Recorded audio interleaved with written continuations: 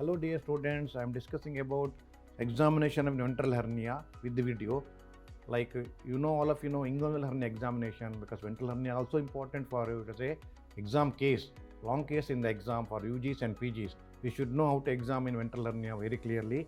I'll show quick few slides, then I will go to the video. Just see this. History taking is important in this patient. Swelling, pain. These are the two things very important. Duration, progression, precipitating factors. Pain, type, duration, severity, progression, recurrent pain, pain during standing. And this is important because dragging pain is common if there is adhesions, and severe pain in case that there is obstruction or strangulation, which can occur eventually in due course of time. Now, vague pain is very common. Features of obstruction, strangulation, you should ask history of previous laparotomy, because ventral hernia, it may be primary ventral hernia, but much more commonly it is the incisional hernia. So, in such situation, type of surgery, what is the indication, is it an emergency, there is a wound dissection, secondary healing, how rapidly healed, and all those things are very important, which are the additional factors for the incisional hernia to occur. So details are important. History of training, cough, urinary symptoms, constipation may be contributing factors. Smoking is important. Chronic cough, bronchial asthma, tuberculosis, bronchitis, all those things are the precipitating factors in these patients.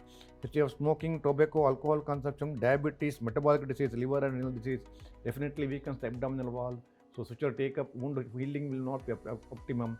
So definitely, naturally, we'll go into the incisional hernia eventually. So general examination as usual, like any other cases. These are the inspection, palpation, percussion and auscultation. And see standing position, that is very important. Remember, standing position is very important. Expansile impulse on coughing, that momentary increase in the size of the swelling during act of straining or coughing. Momentary word is very important. This is very important. Type, size, extent, number, scar description is important. Skin over the swelling hernia, reducibility. It's a feature of hernia, remember. Tenderness, if there is inflammation. Surface consistency, usually it is a smooth. Then irregularity will be there if it is omentum. Soft is surface is soft in the intestine.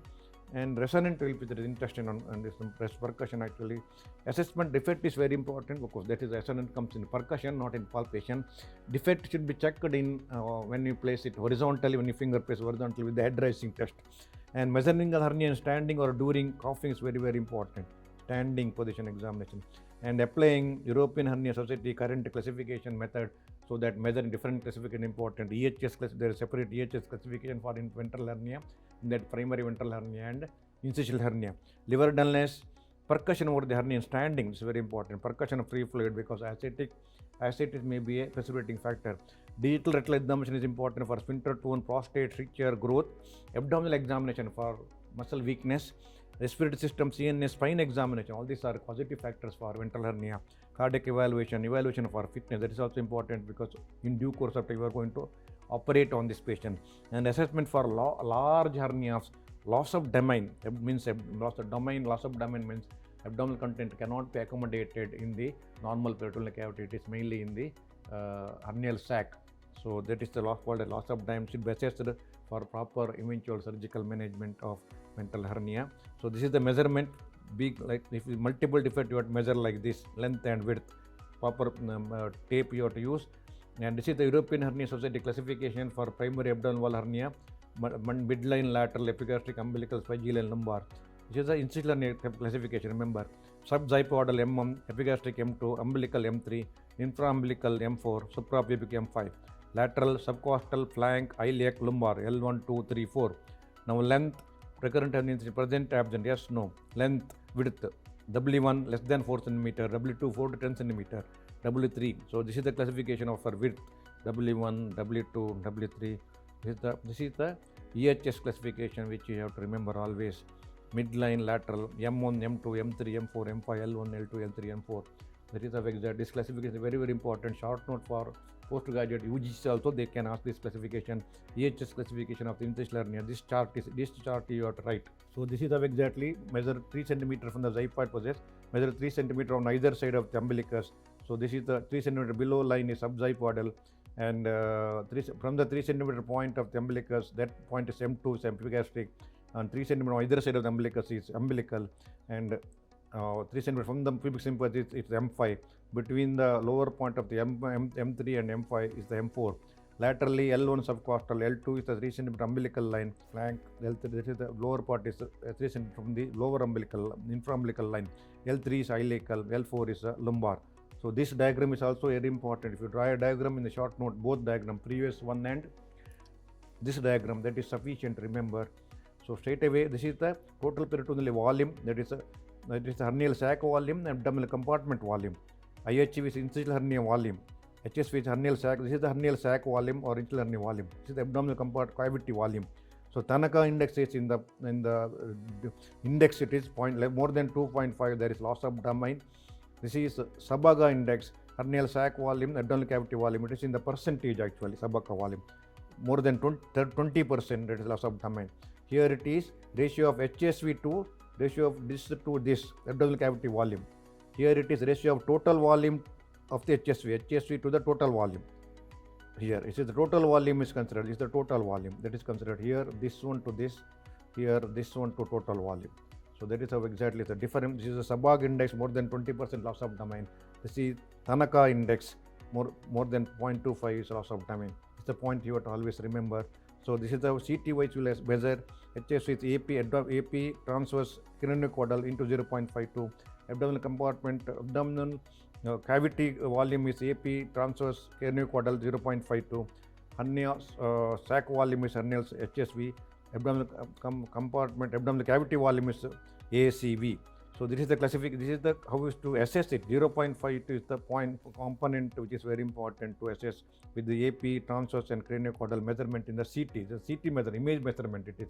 So then you will have the correct assessment of how exactly loss of domain is there, how much it is there, how much index is Tanaka index, and here of course Sabaga index both in this two, that is in more than 0.25, here more than 20%, then there is a loss of domain, and how much more it is there you can always assess properly with a proper CT imaging, which should have AP transverse and craniocaudal images. So you see that in standing examination is very important. Expansile impulse on cuffing is important. See that expansile impulse on cuffing, very clear. Skin is free, but skin is thinned out. You can see the bowel there. Scar you can see. Assess the scar. It is a secondly healed. Size measurement, how it is healed. Everything you should measure. Head raising test is important. So defect should be assessed. Soft consistency, its nature, everything tenderness. Defect should be horizontally checked like this. See that head raising, checking like this. That's also important. Like this you have to check. Horizontally you have to place. Of course you have to measure. You have to measure. You have to using a measuring tape. You have to measure. M1 is from the xiphoid position 3 cm below. M2 is 3 cm above the umbilicus, is below the umbilicus. M2 is between the M1 and M2 line. That is epigastric. And umbilical over from the infraumbilical line is that is infraumbilical area. Suprapubic is 3 cm above the pubic symphysis. So M1, M2, M3, M4, M5, 3 cm, 3 cm, 3 cm, 3 cm, 3 cm points. Points are xiphoid process, umbilicus and pubic symphysis. So you should know how to measure it. It's very important. And laterally also subcostal, flank, iliac, lumbar. 4 are there, L1, L2, L3, L4. So this measurement also important. And along with that, you have to examine respiratory system. You have to look for free, in the abdomen you have to look for free fluid. Liver downs you have to check. Also you have to check respiratory system for any altered breath sound. The spine you have to examine. Then rectal examination also important, whether there is a prostate enlargement, stricture is there. Urethra examination in male, bulbar urethra stricture is there. Rectal stricture is there by parietal examination. So examination like in inguinal hernia, you have to examine other systemic features. Cardiovascular system also important because general anesthesias are required in such a large hernias. You may have to do a component separation technique, you may have to do a IPOM plus, or you may have to do a further different newer technologies like ETEP you can do in these patients. Newer techniques you can do so that to cover the defect, put a mesh properly, and meantime accommodate the loss of domain areas, and also have a dynamic closure of the main abdominal wound. Dynamic closure of the main midline wound is very important to come in these patients. So that's why you have to do the posterior component separation with the transverse abdominal muscle release also sometimes. So you can do that on laparoscopically also. Hybrid procedure also you can do. You can dissect through the open method, then put a mesh, then through the laparoscopy fix it under the mesh with the tackers, crown tackering in 2 layers. That's also we can do. Percussion is also important. See that in ascites patients, see how exactly it is. Typical umbilical hernia in ascitic patient in a chronic liver disease with the portal hypertension. How exactly? See, this is a big hernia. So that exponential impulse on the coughing. Such a wider area you can see here. See that? Such a wider area you can see. It's the defect. See the defect here. See the defect here. See the, again, small hernia, but bowel is there. See the defect here. See the defect here. See the defect here. Students, so please go through my SRB's clinical methods in surgery, current edition. It gives a video like the examination of the different clinical situations. It gives a detailed examination method, including history taking of swelling, ulcer, hernia, inguinal swelling, mass abdomen, breast lump, thyroid, neck swelling, salivary glands, all topics, including briefly trauma, how to approach orthopedic briefly. Then it also includes the instruments, specimens, images, briefly operative surgery, entire thing clinical method with a lot of photos, illustrations, each condition photos are there, it's very clear. And analysis, history taking, detail, examination, general examination, history taking, history of present illness and past history, current history, treatment history, drug history, local examination, inspection, palpation, percussion, auscultation, clinical diagnosis, differential diagnosis, and briefly in a table form, all differential diagnosis.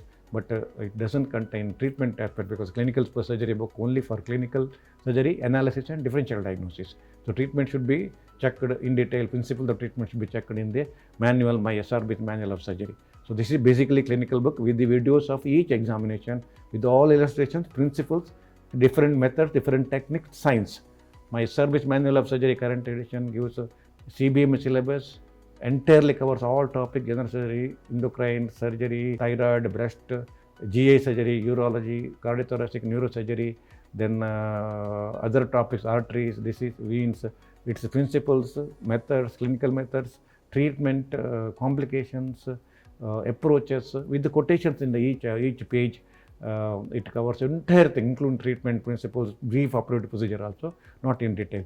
And it also covers briefly instruments, images, anesthesia, briefly oncological aspect, and daycare surgery, audit, surgical audit, metabolic response to surgery, pain management, everything covers as far as required for the CBM syllabus for UGs, PGs and consultant, coming consultant also, with the illustrations, photos, a few video lectures and a lot of MCQs online for each chapter with the QR code.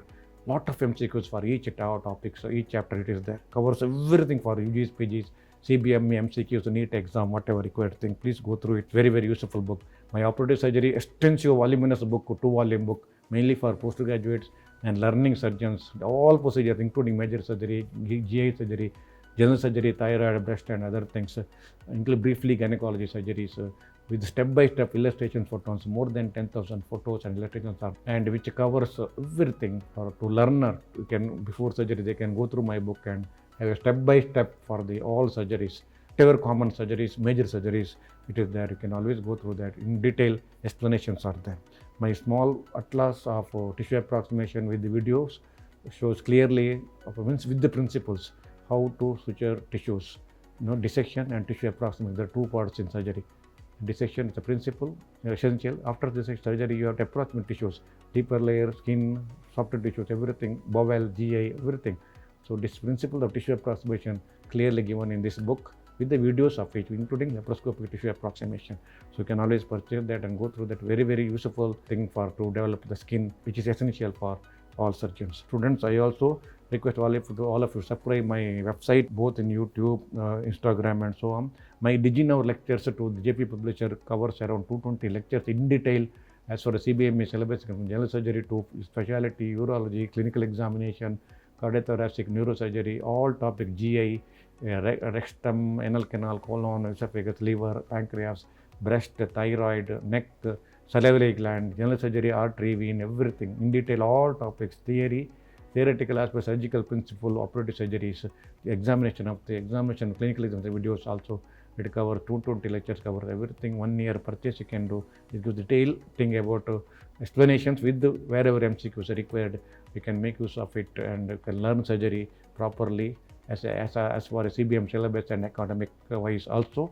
It gives lot of information towards the surgical field as such. So students, I hope you have understood this lecture very well, and also you can go through my books, all these books, with including Diginerve and that's how exactly I was shown. It should be very useful. So you have understood the session very well. Thank you so much.